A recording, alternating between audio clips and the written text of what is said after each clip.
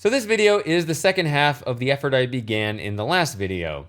In that video, I filled out the political intuitions of the patriarchy, and now we're going to do the same for the matriarchy. So once again, this is going to be a long one, not because I intend to ramble, but because we have a lot of ground to cover. But even before we get started, I think I got to clarify something that I guess I didn't make as clear as I thought I did in previous videos based on the responses I received. This series is not fundamentally about politics.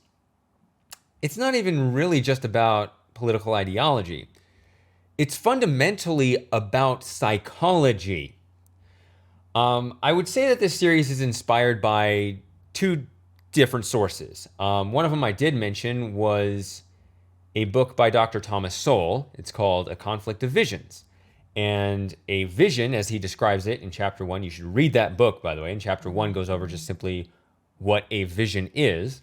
A vision you can think of as basically your colored glasses. I did mention this in part 1 of the series. That was the point of it, was directly inspired by this. But if you're wearing colored glasses that filter out, all the light in one color, you'll see the nuanced difference in one color, but you won't really be able to see this other color.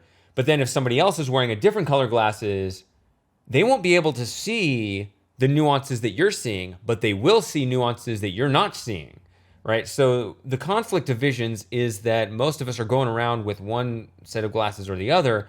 And so the reason political discourse breaks down is that we fundamentally can't even communicate. We are, I believe, speaking two different languages with the same words. But the point of talking about a vision is that it is not an intellectual position.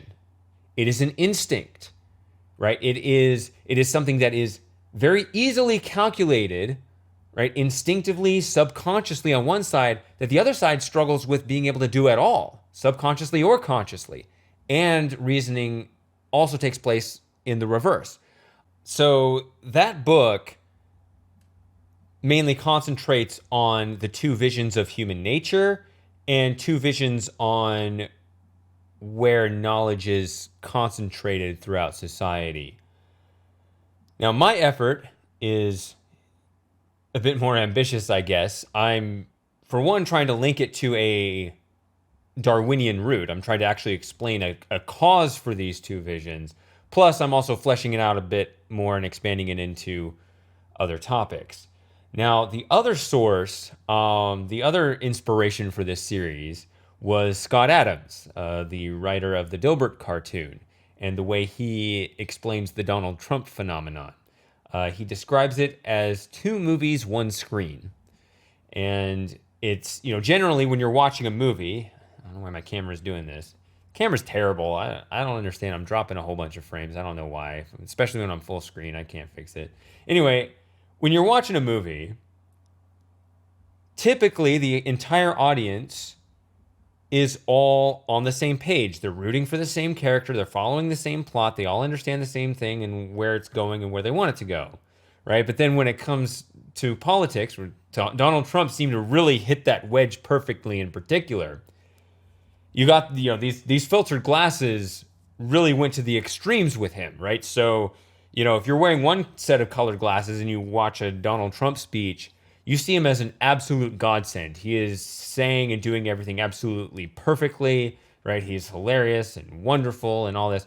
But if you're wearing the other set of glasses, this is the most horrifying shit show you've ever seen, right? But once again, the point is, it's not intellectual. You don't think the way you do because you're smart. It's because of these intuitive glasses that you're wearing that are dictating the way you subconsciously see and think about everything. It's the visions, right? So the point is that you have these two different visions that, whether we're talking about Trump or these visions have existed for hundreds, if not thousands of years. And that's precisely why I'm trying to actually instead trace it to a Darwinian root. So hopefully that makes that clear. And now let's get on to talking about the matriarchy.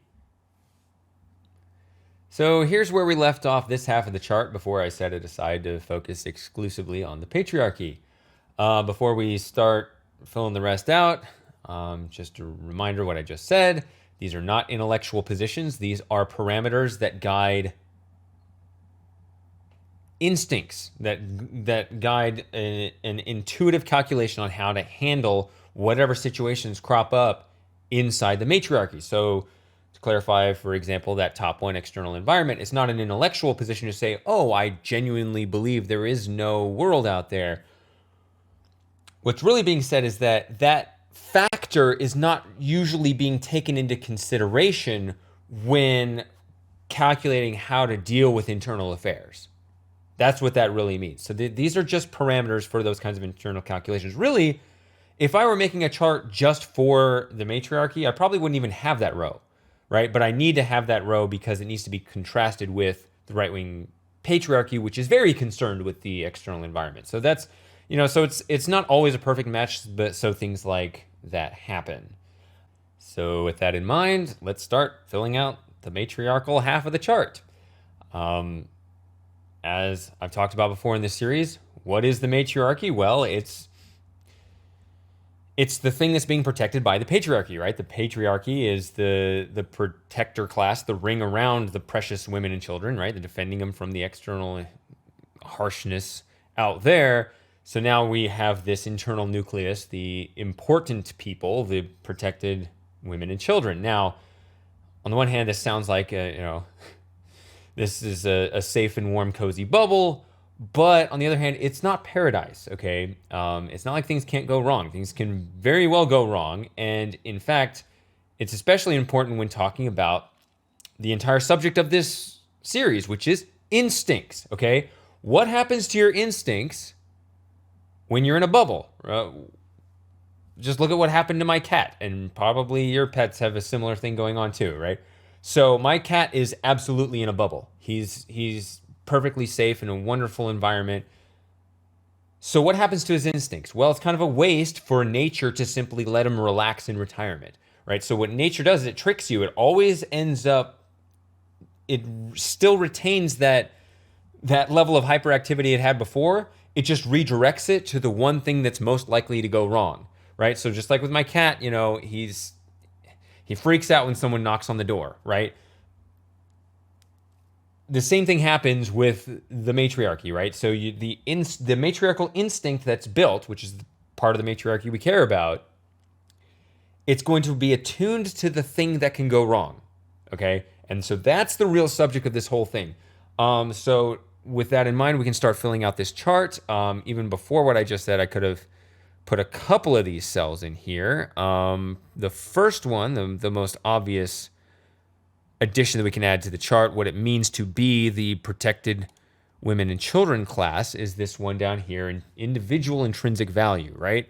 That is, your individual worth is of paramount importance. You are important because you exist, right? If you are the women and children, your very existence is what makes you important. I don't want to really contrast this too much with the patriarchy until we pull up both columns later, but for now, already this is the opposite, because the patriarchy, the sacrificial patriarchy, right? Their individual importance wasn't what was important; it was their actions. This is now reversed. It is your individual existence that is inherently valued to the tribe. This was explained in the last video. The children because they're the next generation, women because they're the limiting factor of reproduction. And so because of that, the next thing that follows immediately is your individual moral status, which is static. Again, this is just tautological. This is just the same thing stated different ways. Just because you exist, you are important. So as long as you continue to exist, you have this static moral status that you are, the fact that you exist, right? There's nothing even to expand on here. So therefore, the logic flows in the direction that I'm putting these up. Your individual activity is not that important. At least your moral weight doesn't change that much, if at all, in the matriarchy, precisely because it's static, right? You're still important, right? And you can even see this when it comes to, people being tried as juveniles or as adults, right? We're more forgiving when they're kids, right? It's all just kind of part and parcel of the same thing. And I guess you could even point out the sentencing, the gender gap in sentencing, but maybe I shouldn't even go there. But the point is, at least in this reasoning, it's only, once again, it's kind of like that external environment does not exist thing. It's sort of a blindness to it, right? It's not that it's an intellectual position where we decide your activity is not important. It's really that our focus is somewhere else. Our focus is on the fact that you exist, and that's what's important. That's where our attention lies, right? Whereas in the task-based patriarchy, your existence wasn't important, and so it wasn't an intellectual position, the sacrificial thing, to really think about the fact that you're worthless. It was just that the focus isn't on your own life. The focus is elsewhere, right? So that's how you have to interpret these things. We're trying to construct people's intuitions. This is the daring task to actually be able to look at the lens, which is the thing that's the hardest to do. It was actually in Thomas Sowell's book, by the way, that an attempt to remove the vision and observe reality as objectively as possible may be the most utopian vision of all. I liked that, but I'm going to try to do it anyway. So look at the next thing. Yes. So when you have within the matriarchy, it's not just a single person, right? When you're talking about individual intrinsic value, it's not just I am important. It's that I'm important, you're important, he's important, she's important. Everybody all the women and children are equally important in their intrinsic value by their very existence, right? So that combined with the fact that I just said about my cat, when you combine it with the fact that your instinct is focused on what can go wrong, and you need to manage. This is the crux of the matriarchy. Everybody is important individually. So what can go wrong is when anyone's existence is threatened. But we don't have the external threats. So it's going to be an internal threat. What goes wrong internally? Well, maybe clearing the imperative on the top chart will clarify this. It's a needs-oriented approach. Okay, so you think about Maslow's hierarchy of needs. It's this idea that you have certain needs that need to. It's a pyramid. So whatever your status on this hierarchy is, whichever is the lowest rung that's not being fulfilled, right? So there's I guess the bottom would be like air, right? If you can't breathe, then your existence is immediately threatened, right? So then you got whatever, air, food and water, clothing, shelter, right? So you got basic necessities, and then there's the more self-fulfillment, right? So there's your social relationships, and then at the top is what's called self-actualization. You can look up the Maslow's hierarchy of needs. So a needs-oriented approach is, okay, every individual, everyone is important, everyone's got their individual needs. Each person has their own status on this Maslow's hierarchy of needs. So what can go wrong in the matriarchy is who in this group of people is struggling the most on this hierarchy, right? So, right, the further down you are on the pyramid, the more urgent your needs are. So that's the person that needs to be attended to. So to continue the chart, the next thing I want to fill out is the type. This follows immediately from everything that I've been saying. It's no surprise that the left-wing matriarchy is a noun-based moral compass, right? Each person is important, and so everything's going to be kind of this goal-oriented. Each person is important, and it's this outcome of their existence that needs to be pursued. Now, I explained in part 4 how a noun-based moral compass works, and if you pay attention, you'll realize that it was actually focused on needs. Okay, so I said, if I've got to have X, then any path to X is valid, right? Any path, for whatever merits a road has over here, if it doesn't go through X, it's not a valid path. So the X is the constraint to any path I take. Any path that goes through X is fine, but any path that doesn't go through X is not fine. So that's how a noun-based ends justify the means approach works. But it's based on needs. This all ties together. This is a consistent position. The logical consistency, this is something I didn't mention before, but about visions in general. The visions end up both being remarkably logically consistent, probably because they did evolve from Darwinian environments, and so they had consistent problems and protocols.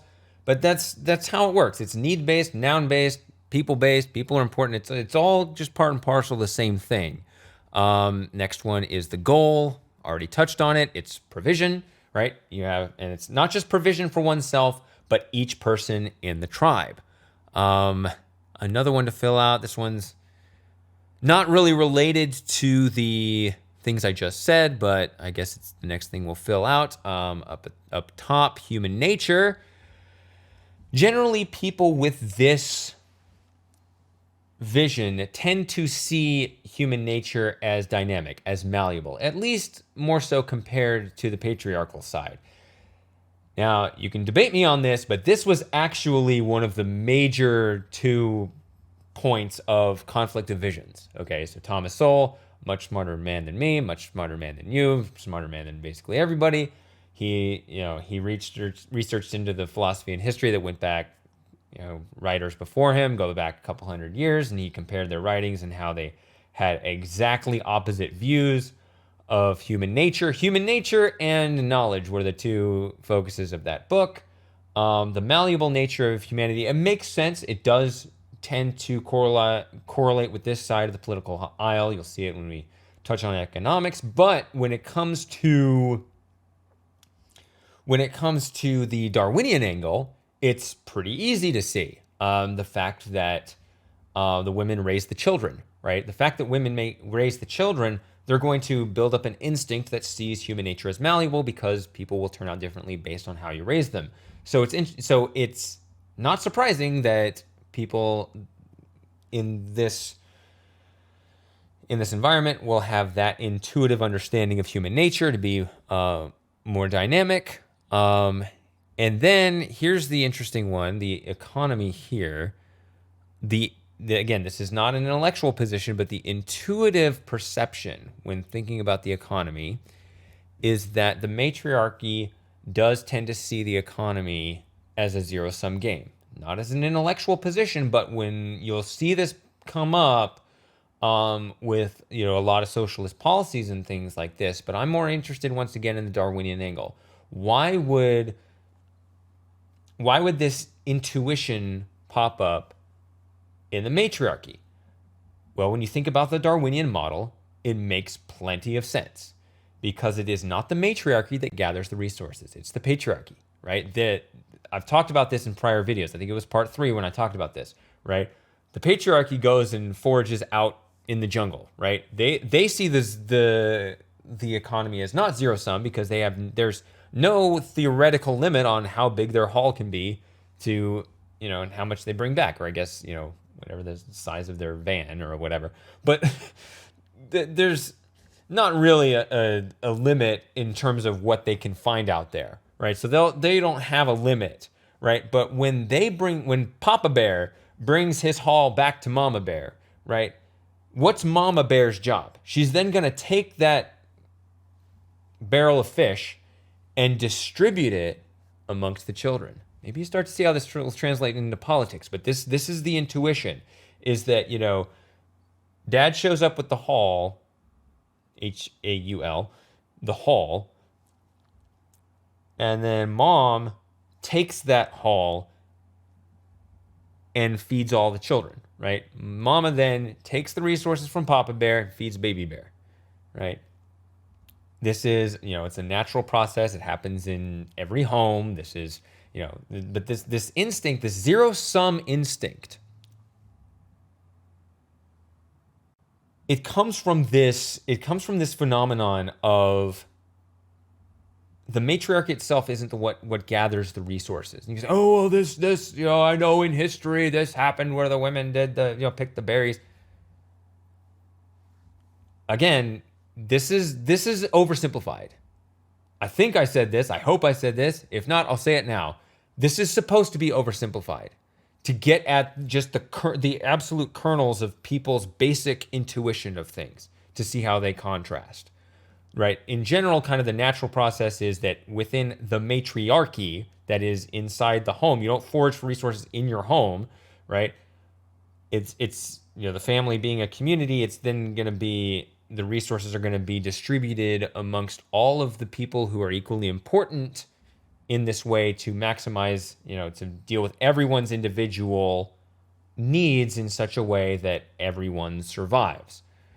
I hope I've explained that well enough. But yes, it builds an intuition of a zero-sum economy. If just like the external environment is out of mind, the positive sum nature of resource gathering is also out of mind. By the time it appears in the refrigerator here, whatever one person eats, the other person doesn't eat, right? So I think I've said enough to be able to describe the summary, the top line of the moral compass. So I thought about this problem a lot, of how exactly do you describe, how do you summarize the left-wing and matriarchal protocol?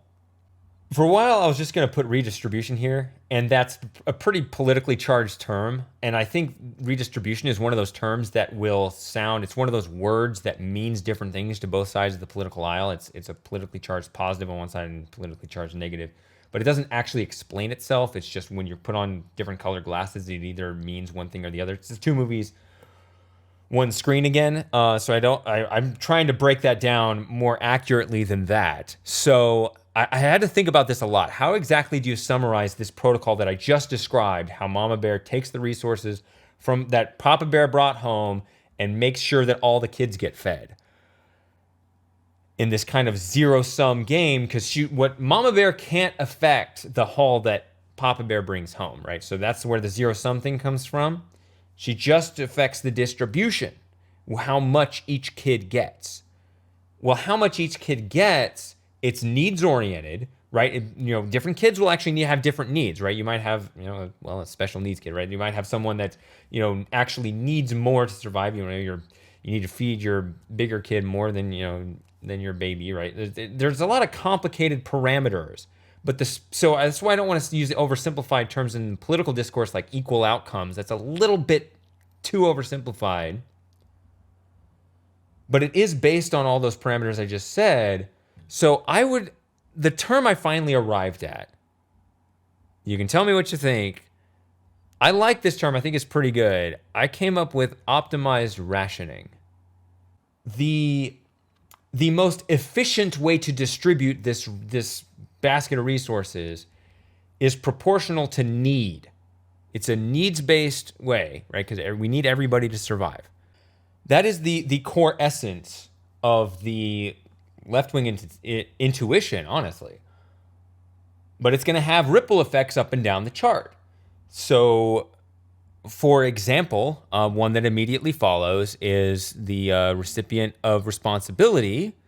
It turns out to be a different party from the actor, right? It's Papa Bear who has agency, right? The head of the household or whatever, right? But he's, men are always judged by their actions. There's a lot's been written about this, but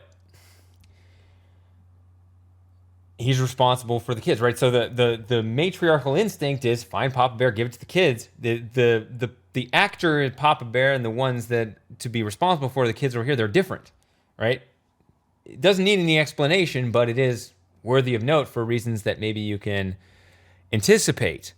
And so I'm going to add another row to this chart here.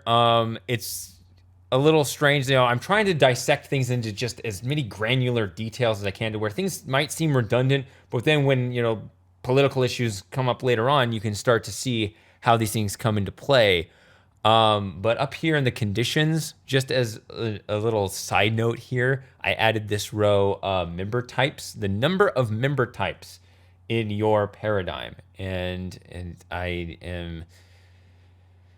am labeling them Papa and Baby Bear, right? There are two different member types in the matriarchy, right? Not including Mama Bear herself, but it's directly tied to that recipient of responsibility thing, right? So find Papa Bear, you are responsible for Baby Bear, right? There's two different classes of people, if you will, right? You can start to see how this shapes up to that kind of Marxist mindset as well.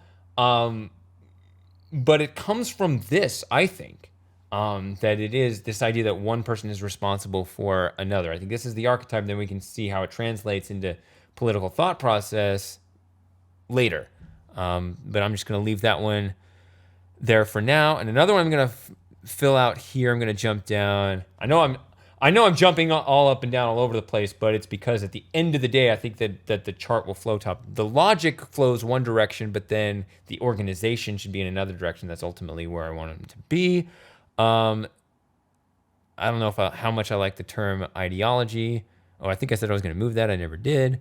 The ideology, the patriarchy was the ideology of self-sufficiency. I'll call this the ideology of dependence because they're opposites. I actually don't think this is quite fair. It seems a little bit, there's a criticism. I don't like just calling it the ideology of dependence. That seems a bit insulting. I actually don't like it. There's a criticism. I'm going to mention it at the end. I will not forget it because it's something I know I want to say later. For now, let's just leave this here and then I'll address it then. I actually, eventually, I'm not sure how I want to change this row, but it's good enough for a note right now. So, don't be too harsh with me on that line. I know I actually do want to change it. I'm not sure what to just yet. But the next one I want to go to is this idea of progress. Now, if you remember what I said about progress in the patriarchy, it was, when talking about quality control, there's this, it was in an absolute sense. It was this, the rising tide that lifts all boats. This idea that there's you had the magnitude, you have your total score could increase, right? Well, a zero-sum game doesn't have that possibility, right? If something is zero-sum game, then the average is constant. There's no way to raise the total score. So any idea of progress is going to be relative. But this isn't just abstract or mathematical. We can tie it back into the matriarchy, right? Tie it back into everything I said about a whole bunch of important people that are currently on different levels of Maslow's hierarchy of needs. You can imagine an ideal, right? If your instinct is to look for the person that's lowest on the hierarchy, right? Somebody might be up here, someone might be down here, someone might be even further down here. That's going to bother you if you have this instinct, and you're going to want to look at whoever's needs are the most urgent and prop them up till they're even with the next person. Then you take each of those and you prop them up till they're even with the next person. Now, if this is a zero-sum game, because you don't affect Papa Bear's haul, you're going to have to bring somebody else down. But we are all one big family, so it's we're just one community, so it's not like you're actually suffering. But under that zero-sum game, you're going to try to even everything out. So in the mathematical sense, this was the progress cell was, before I said increase the average, progress as measured in matriarchal terms, this is the way the left-wingers, I think, actually view progress, is to decrease the variance, right? Now, it's interesting, intuitions are always very interesting because they're subconscious calculations. There's a complex formula to computing the average of a set of numbers. There's an even more complex formula for calculating the variance, involving, square roots and stuff. Nobody's actually doing that subconsciously, but maybe they are. There's a variance. There is a statistical value, the variance of a data set, how far apart the numbers are from each other, how much they deviate from the average. Well, the idea of progress in the matriarchal mindset is to try to minimize that, right? So it's kind of an interesting yang to the yin of increasing the average. One side wants to increase the average, and one wants to decrease the variance. These are not contradictory at all. However, it is important to note that if your vision is exclusively focused on one and not the other, you might end up saying some things that will raise some eyebrows. The biggest concern is the wealth gap, though. I mean, how much the top percent is making in comparison to everybody else. I do agree that CEOs make too much, but you remind me of a Margaret Thatcher quote where she said, labor would rather have the wealth gap here, where both are poorer, than a gap like this, where the where the poor are richer, but the gap is bigger. Would you rather have both down here than a big gap with the poor slightly higher? I think it would make for a healthier society. To be down here? To be closer to equal, yeah. Now, I just mentioned that the two sides are not actually contradictory in any direct sense. It is possible for a data set to both increase its average and decrease its variance at the same time. However, to look at the political nature of this, you have to look at the means of the matriarchy. And it's exactly what we've been talking about. Mama Bear goes and takes the resources from Papa Bear before distributing it to the baby bears. You can see this in the left-wing desires of redistribution, higher taxes, whatever. It is that seeking of whoever has the most and using that as, as part of this zero-sum game, right, to take from them, right? So their methodology is, I would say here, their means is to punish good status and reward bad status.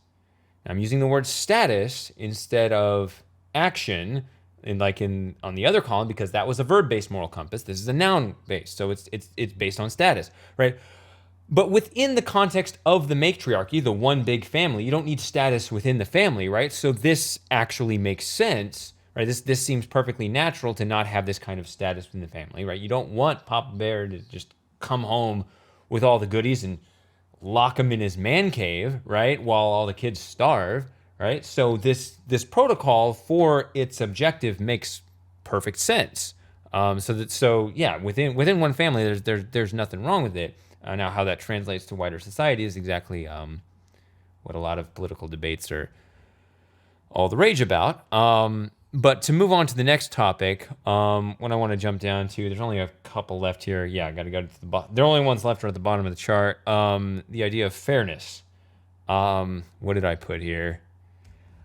Oh, yeah, I put equitable outcomes. This is another way of stating the optimized rationing, right? You hear equal outcomes a lot. I used to have that here. I decided to change it to equitable because it's not necessarily equal, but something that is deemed just in terms of the outcome. It's that noun-based word, just like status in the other chart, right? It's always the noun that is the theme up and down this chart. So the outcome, the result, the needs of the kids, right? You're thinking of them in terms of their need-based hierarchies. If it's equitable, which is a more flexible term than strictly equal, but that is, it's the real term that's important is not the equal equitable side, it's the outcome side. And then time perspective, of course, when you're thinking about Maslow's hierarchy of needs, I talked about it right from the beginning. What was the most urgent need? Air? Well, yeah. The most urgent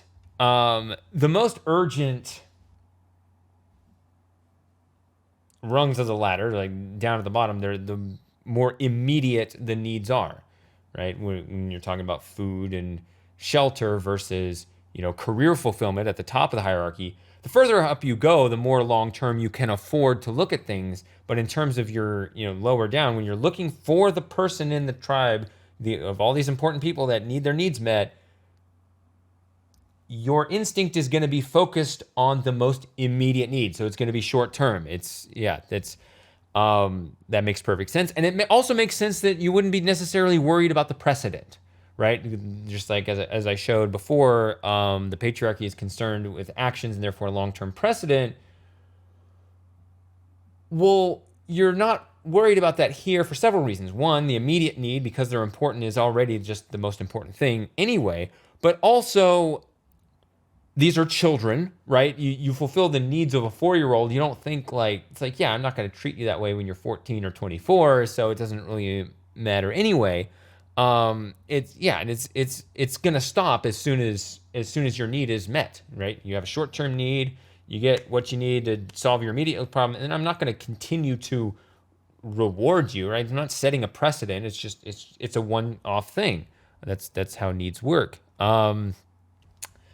So everything here is filled out except for that last one, and this is going to be kind of the difficult topic. But I guess, it's got to be here, and it's this idea of self-restraint. I mean, what do you get when you reason up and down this chart? It's just right here, reasoning here, in this column, this is a noun-based ends justify the means approach. I do say that your individual activity is of little to no importance. This is only because this is again in this particular matriarchal paradigm, not as an intellectual position, but when talking about people's needs, you're not as focused on their actions because they already have a constant moral status. So, in fact, tantrums are often how children let their parents know when they need something. So really, honestly, I don't know what to put here. I don't see it as a particularly strong point over here for this side, and quite honestly, they have, especially in recent times, built themselves a bit of a reputation in this regard.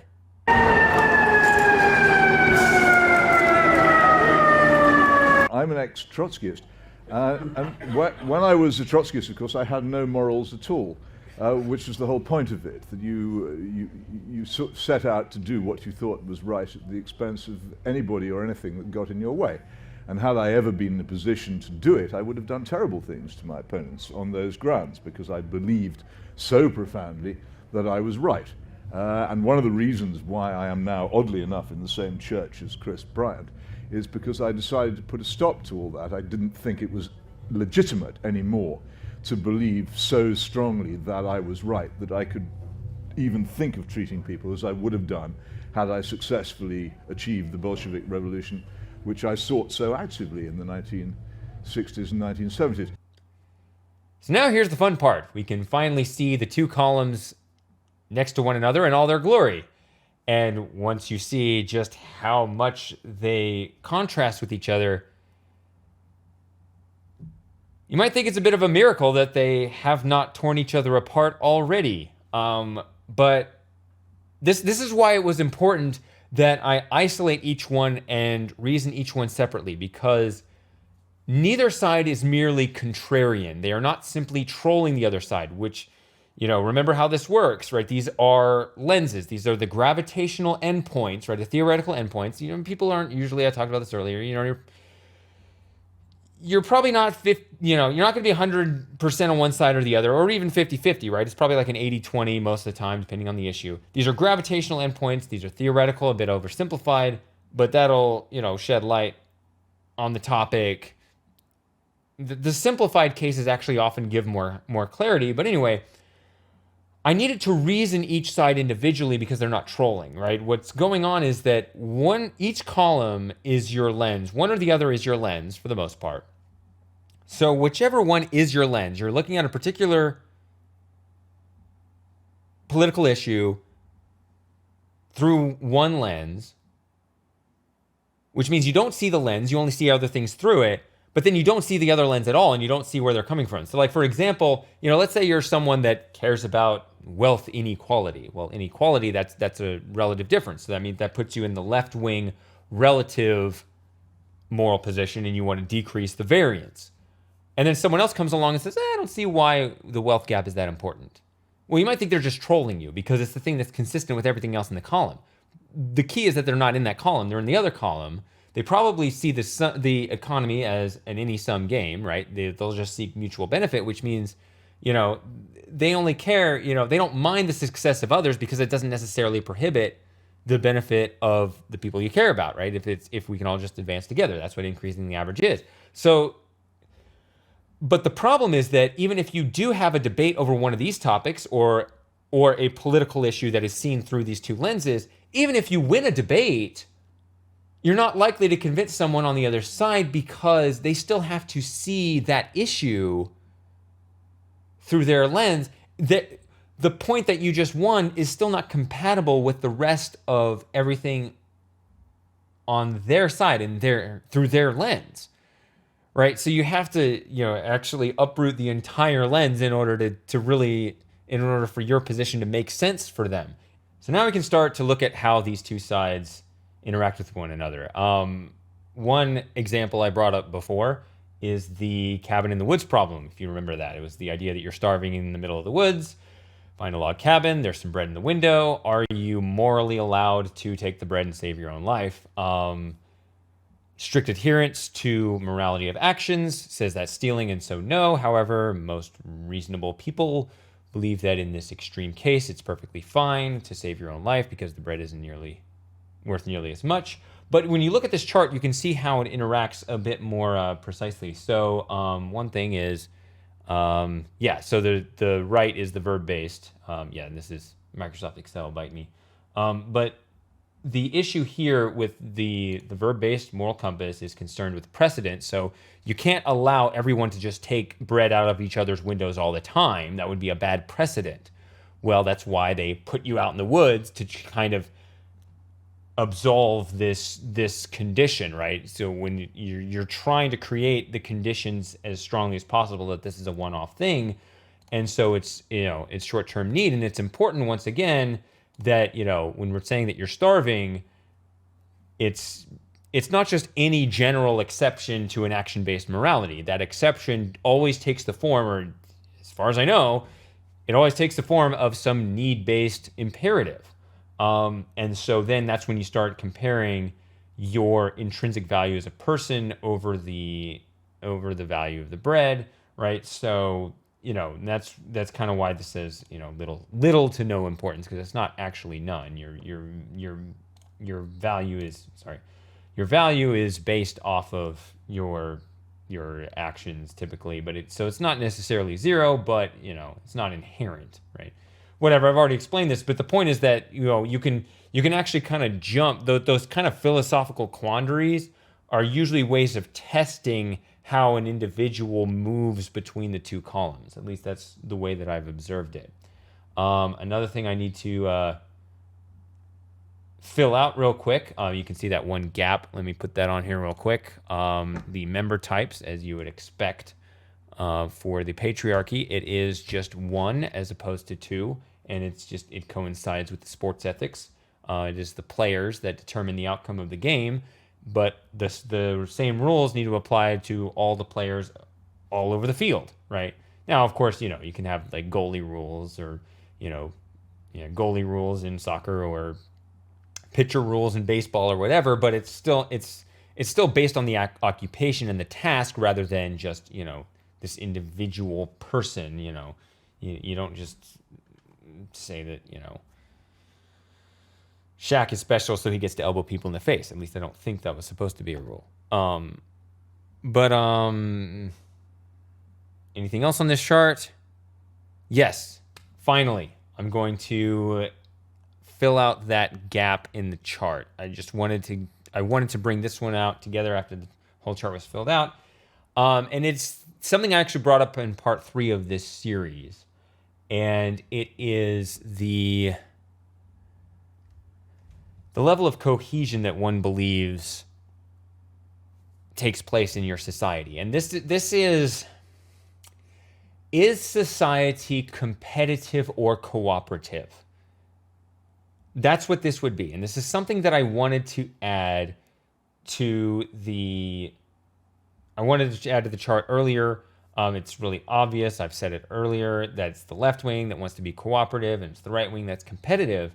But the reason I didn't want to put this on the chart earlier was because there is a stipulation here that makes it a bit asymmetric. And this is something that gets lost in the debates. And this is how this is one of the more interesting ones that comes up, you know, when you see people kind of talking over each other's heads, because like take Tim Pool, for example. He says that he's on the left because he says the left is cooperative, the right is competitive, and he prefers to be cooperative. That's why he likes being on the left. He said it several times. I couldn't find a clip because he has way too much content, but that's what he said it several times. The problem is that he's assuming the right is choosing to be competitive. But look at the chart. Once you see the whole column, you see the problem, right? It's up here at this level, right? The left chooses to be cooperative precisely because it believes it has the ability to make that choice in the first place, right?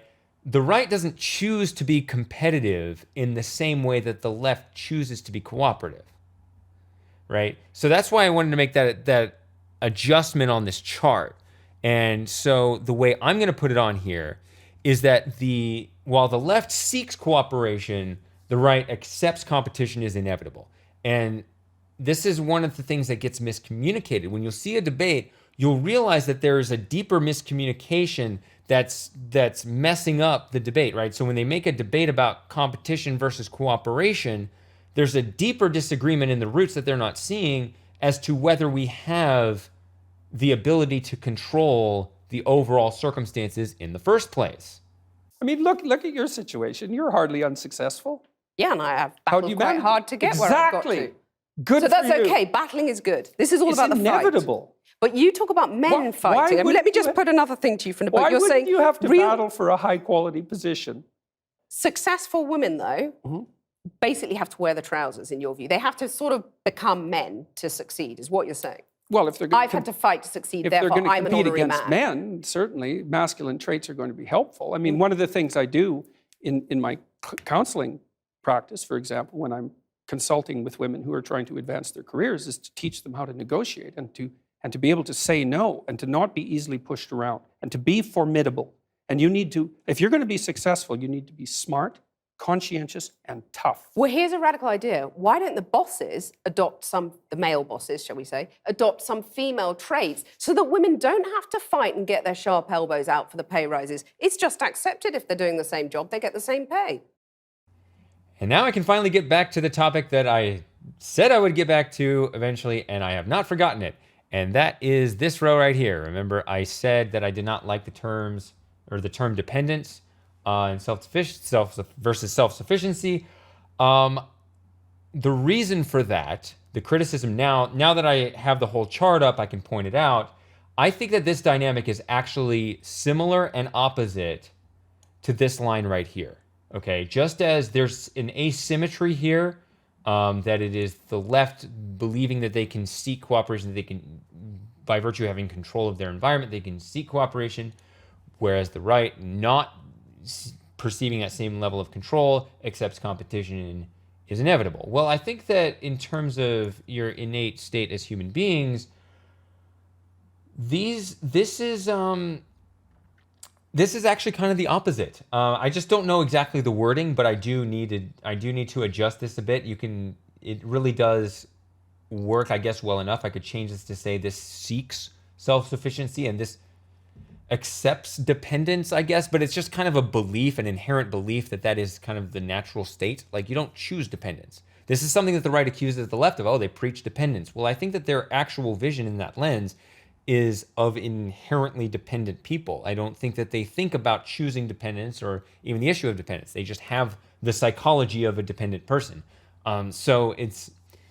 So I think I would like to actually apply this language kind of in reverse on those two topics. I just don't know quite what the wording is here, and I think that would be a bit more accurate than what I have right here. And that's because I think that overall, while I think that the left does believe in complete and direct control over, it's not omnipotence. I don't want to go too far of it. I think that they actually have a couple of constraints that they do operate under, It's not a reasoned position. It is something that has shaped their instincts to overall think that the rules of the house can be set arbitrarily in any direction we want. But there are a couple things that are not ever changed are, I would say, the zero-sum nature of things and the fact that there is one group that is responsible for another group. I think that these are the constraints of kind of the left-wing vision, is that they have this, at least when they think of their own political action, they are thinking of one group being responsible for another, and it's consistent with the decreasing the variance and all that kind of stuff,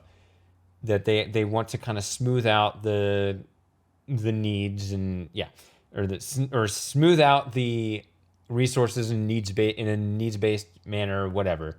I've already talked about it, but I think that those are the two constraints. Everything else is just, they do overall have more utopian ideas. And I think that that's also, I can always jump around the chart all day. This video is way too long, but I keep coming up with new ideas. Why is this ideal and this pragmatic? Because this decreases the variance and this increases the average, right? These actually had these were derived from different ideas, but it turns out to be remarkably logically consistent as always. The variance has a theoretical limit.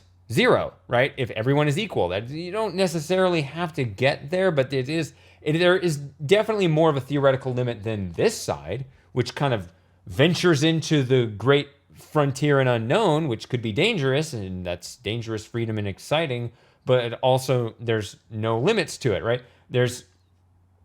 So this is, you can just kind of think about how each column works and just how remarkably consistent each side turns out to be. Anyway, this video is going way too long. I need to stop it now.